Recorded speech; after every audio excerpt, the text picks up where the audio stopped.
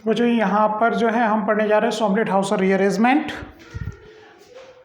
सोमलेट-हाउसर rearrangement बच्चों जो reaction जाती है वो किस में जाती है, बेंजाइल क्वाटरनरी अमोनियम साल्ट में। जैसा बच्चों यहाँ पर एक टर्म है साल्ट का मीनिंग जैसे कि NaCl होता है, KCl होता है। तो साल्ट किसको बोलते हैं, जिसमें बच्चों पॉजिटिव पार्ट होता है, निगेटिव पार्ट होता है, पॉजिटिव पार्ट होता है और निगेटिव पार्ट होता है, उनको हम साल्ट बोलते हैं। तो यहाँ पर ये जो पार्ट है जैसे अमोनिया NaC बच्चों न्यूट्रल है, लेकिन अगर इसका N 4 बॉन्ड्स जब बनाता है, 4 बॉन्ड बनाता है, तो इसको क्या बोलते हैं, अमोनियम और पॉजिटिव चार्ज लगा देते हैं।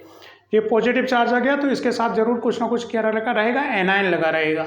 चाहे नाइट्रोजन पे कोई R ग्रुप्स लगे हुए हैं, जैसे कि इस नाइट्रोजन पे 4 R ग्रुप लगे हुए हैं, ये सब पॉजिटिव चार्ज आ गया तो निगेटिव चार्ज आ गया, तो इसलिए क्या कहला रहा है बच्चों, साल्ट कहला रहा है। क्योंकि साल्ट क्या होता है, उसमें पॉजिटिव आयन होता है और एनायन होता है। ठीक है, अगर इसकी बेंजाइल क्वाटरनरी अमोनियम साल्ट की रिएक्शन जो है बेस के साथ करी जाए, सोडियम एमाइड बच्चों एज ए बेस यहाँ पर काम करता है, तो इसमें एक रीअरेंजमेंट हो जाता है जिसकी मैकेनिज्म यहाँ पर पढ़ने जा रहे हैं बच्चों। तो sodium amide in the presence of base क्या काम करता है बच्चों, एसिडिक प्रोटॉन उठाएगा। तो यहाँ पर जितने अवेलेबल प्रोटॉन्स हैं उसमें पहले हमें क्या देखना है, सबसे एसिडिक प्रोटॉन्स कौन सा है। तो कुछ एलिफेटिक भी है, कुछ एरोमेटिक भी है, तो कौन सा उठाएगा, जो सबसे ज़्यादा एसिडिक होगा। और सबसे ज़्यादा एसिडिक कौन सा होता है बच्चों, जिसका कॉन्जुगेट बेस मतलब जो एनायन बनता है, जिसका ज़्यादा स्टेबल होता है। तो यहाँ पर कॉन्जुगेट बेस अगर देखें तो यहाँ पर ये जो हाइड्रोजन है ये सबसे ज़्यादा स्टेबल है। रीज़न क्योंकि इधर नाइट्रोजन जो इलेक्ट्रॉन विड्रॉइंग ग्रुप है एनायन को स्टेबल करेगा और यहाँ डिलोकलाइजेशन में वो एनायन आ जाएगा। तो सबसे ज़्यादा एसिडिक जो होगा वो ये हाइड्रोजन होगा। तो बेस क्या करेगा बच्चों, इस प्रोटॉन को ऑब्स्ट्रैक्ट करेगा। तो 2 इलेक्ट्रॉन, क्योंकि बेस क्या करता है H+ उठाता है, 2 इलेक्ट्रॉन कहाँ चले जाएंगे, इस कार्बन पर ब्रेकआउट इस तरह से हो जाएंगे। तो यहाँ पर बच्चों क्या आ जाता है, एक निगेटिव चार्ज यहाँ पर आ गया। क्योंकि ये प्रोटॉन क्यों नहीं उठाया, इसको क्यों नहीं उठाया, क्योंकि इतने एसिडिक नहीं है जितना ये। इसका रीज़न क्या रहा है, क्योंकि ये जो कॉन्जुगेट बेस बना ये क्या है, इस रिंग के साथ भी डिलोकलाइजेशन में है। तो ये एनायन क्या है, मोर स्टेबल एनायन है अगर कोई और प्रोटॉन उठाए उनके कंपेरिजन में।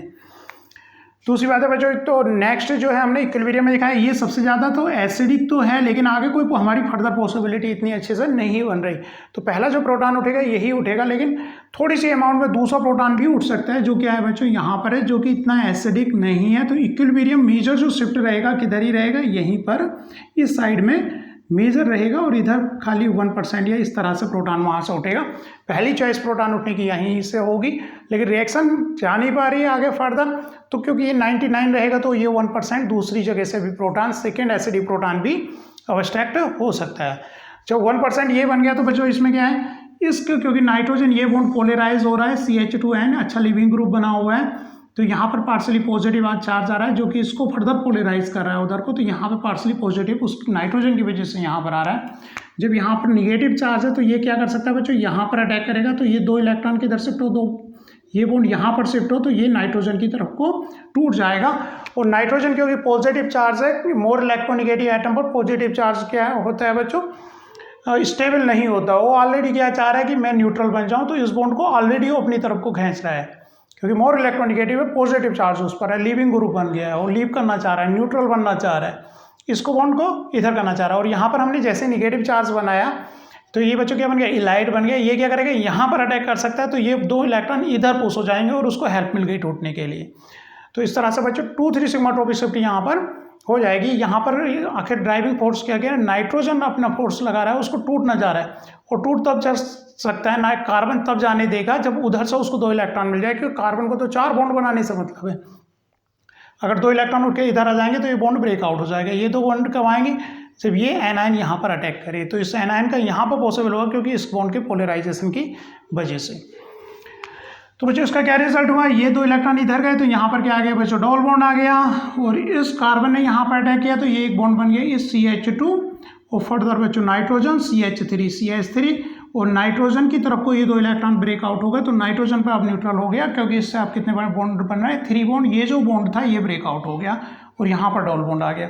अभी कंपाउंड, क्योंकि ये कंपाउंड अभी स्टेबल नहीं है, एरोमेटाइजेशन होता है बच्चों, ये यहाँ पर आएगा। तो ये कहाँ चला गया, इस कार्बन पर निगेटिव चार्ज आ गया और यहाँ ये डबल बॉन्ड इस तरह से एरोमेटाइज हो गया, मोर स्टेबिलिटी की तरफ को ये रिएक्शन चली गई।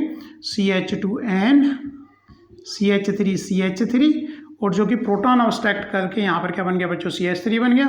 इसने फर्दर क्या किया, प्रोटॉन ऑब्स्ट्रैक्ट कर लिया है। और यहाँ पर क्या है, CH2N CH3 और बच्चों CH3।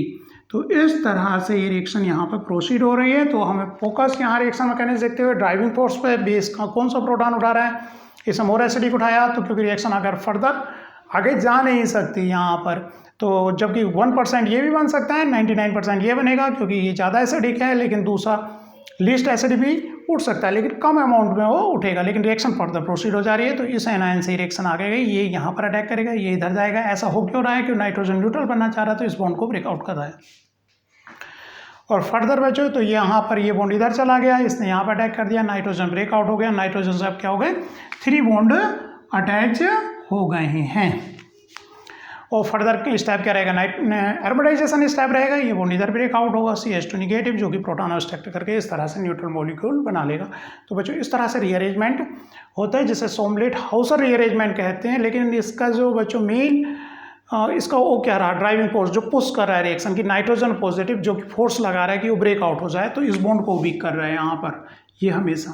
तो हम निगेटिव चार्ज यहाँ बना करके इस तरह से अटैक करा दे रहे हैं, यहाँ पर ये बॉन्ड वहाँ शिफ्ट हो जा रहा है। ठीक है बच्चों।